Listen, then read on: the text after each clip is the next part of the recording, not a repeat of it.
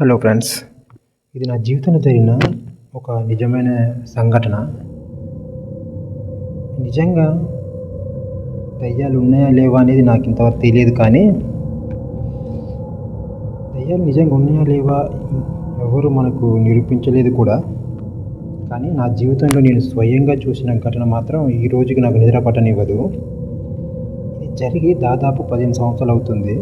మాది ఒక చిన్న ఊరు. మా ఊరి దగ్గర సుమారు 2 కిలోమీటర్ల దూరంలో పెద్ద చెరువు ఉండేది.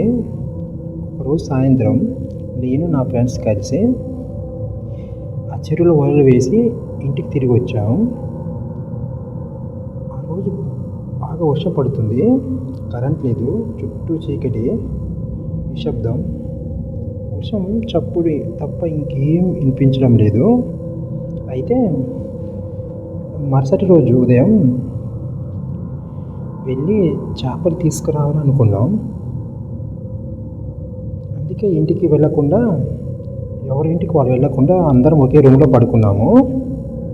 వర్షం పడుతుంది, మెరుపులు మెరుస్తున్నాయి. అలా మెల్లగా నిద్రలోకి వెళ్ళిపోయాం. కొద్ది గంటల తర్వాత కోడి కూసిన శబ్దం ఒక్కసారిగా మా ఫ్రెండ్కి వినిపించిందంట. అయితే మా ఫ్రెండ్ లేచి మమ్మల్ని తెల్లారిందని మమ్మల్ని కూడా లేపాడు. మా దగ్గర ఫోన్ లేదు, వాచ్ లేదు. బయట చూస్తే మబ్బులు కమ్ముకున్నాయి, వర్షం పడుతుంది. నిజంగా తెల్లారిందా లేదా ఇంకా రాత్రేనా మాకు అర్థం కాలేదు. కానీ చెరువుకి వెళ్ళాల్సిందే అని నడక మొదలుపెట్టాం. మా ఊరు దాటిన తర్వాత సుమారు 1 కిలోమీటర్ నడిచాక ఒక పాడుపడ్డ ఇల్లు ఉంటుంది. ఆ ఇంటి వెనుక ఒక శ్మశానం కూడా ఉంది. అక్కడెవరో చనిపోయారని ఆ ఇల్లును అందుకే వదిలేశారని మేము చాలాసార్లు విన్నాం. అసలు ఆ ఇల్లు పగలు చూసినా మాకు భయం వేస్తుంది. ఇంకా టైం అయితే, ఇంకా రాత్రి టైం అయితే చాలా చాలా భయం వేస్తుంది. అప్పుడే ఆ ఇంటి దగ్గర ఒక లైట్ కనిపించింది. మా ముందు ఎవరో లైట్ పట్టుకొని నడుస్తున్నట్లు మాకు అనిపించింది. మనుషులే ఉంటారు అనుకొని కొంచెం ధైర్యం వచ్చింది. అప్పుడు మేము కూడా నడవడం మొదలుపెట్టాము. కానీ మేము ఎంత స్పీడ్గా నడిచినా లైట్ మాత్రం ముందుకు పోతుంది. ఇంకా దగ్గరికి వెళ్ళే లోపే ఆ లైట్ ఒక్కసారిగా మాయమైపోయింది. మేము ఆ ఇల్లు దాటిన వెంటనే మా వెనక నుంచి మా మీద ఎవరో లైట్ వేసినట్టు అనిపించింది. వెనుకకి తిరిగి చూసాము, అవి ఆ ఇంటి దగ్గర నుంచి మా మీదకి లైట్ వేశారు. ఇంకా మాకు భయం వేసి పరిగెట్టేసాం. అక్కడి నుంచి చాలా పరుగులు తీసాం. మా చెరువు దగ్గర ఉన్న ఇంకొక ఊరు చేరుకొని రోడ్డు దగ్గర ఒక స్కూల్ ఉంటుంది. ఆ స్కూల్ దగ్గర ఒక వ్యక్తి కూర్చున్నాడు.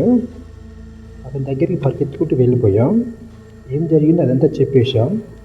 అతను ఒక మాట అన్నాడు, ఈ టైంలో మీరు అక్కడికి ఎందుకు వచ్చారు? అక్కడ శ్మశానం ఉంది కదా, అసలు ఈ టైం అప్పుడు మీరు ఎందుకు వచ్చారు? ఇప్పుడు టైం ఎంత అవుతుందో తెలుసా అన్నాడు. అప్పుడు టైం అడిగితే రాత్రి 1 గంట అవుతుంది అన్నాడు. భయంతో ఇంకా ఫుల్ భయం వేసింది, చాలా చాలా భయం వేసింది. ఆ స్కూల్లో పడుకోమన్నాడు. మీరు ఇంకా టైం ఉంది కదా, మీరు ఆ స్కూల్లో పడుకొని తెల్లారుజామున వెళ్ళిపోమన్నాయి అని చెప్పి అతను కూడా వెళ్ళిపోయాడు అక్కడి నుంచి. కానీ మేము స్కూల్ లోపలికి వెళ్ళాం. కానీ మాకు నిద్ర అయితే పట్టడం లేదు. కొద్దిసేపటి తర్వాత మా ఫ్రెండ్కి మళ్ళీ లైట్ కనిపిస్తుంది అని మాకు చెప్పాడు. మేము అప్పుడు బయటకు చూసాం, కానీ ఆ టైంలో అప్పుడు మాత్రం మాకు ఏ లైట్ కనిపించలేదు. ఇంకా మేము స్కూల్లోనే అలానే కూర్చొని ఉన్నాము. అప్పుడు స్కూల్ మీద ఎవరో నడుస్తున్నట్లు చప్పుడు, చుట్టూ కుక్కలు విపరీతంగా అరవడం, ముగ్గురు ఒక మూల కూర్చొని ఒకరినొకరు గట్టిగా పట్టుకొని ఉదయం అయ్యే వరకు అలా భయంతోనే ఉన్నాం. తెల్లారాక వాళ్ళు సైకిల్ మీద నుంచి వెళ్తున్న శబ్దం మాకు వినిపించింది. వాళ్ళని చూసి కొద్దిగా ప్రాణం వచ్చింది. ఇంకా వాళ్ళతో పాటు మేము చెరువుకి వెళ్ళిపోయాం. కానీ అది ఇప్పటి వరకు ఒక భయంగానే నా మనసులో ఉంటుంది. అది గుర్తొచ్చిన ప్రతిసారి నిజంగా చాలా భయం వేస్తుంది. అక్కడ ఉంది మాత్రం మనిషి అయితే కాదు, ఏదో ఆ ప్రశ్న మాత్రం అలానే మిగిలిపోయింది మాకు ఇప్పటికి కూడా.